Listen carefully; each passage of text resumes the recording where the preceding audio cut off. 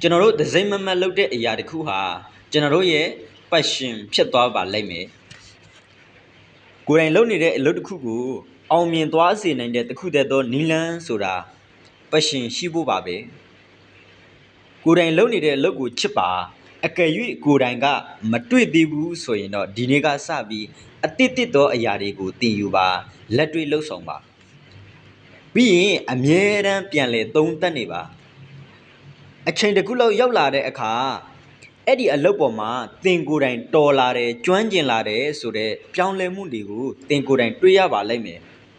နောက်ဆုံးမှာတော့သင်ကိုယ်တိုင်ဒီဇိုင်းမတ်လုပ်လာတဲ့အရာတစ်ခုဟာသင်ဘဝရဲ့ passion ဖြစ်လာပါလိမ့်မယ်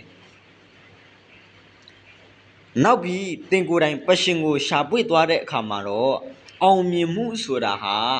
သင်ထင်ထားတာထက်ပိုပြီးတော့မြန်မြန်ဆန်ဆန်ပဲတင့်စီကိုပြေးဝင်လာတယ်ဆိုတာကိုသင်တွေ့ရပါလိမ့်မယ်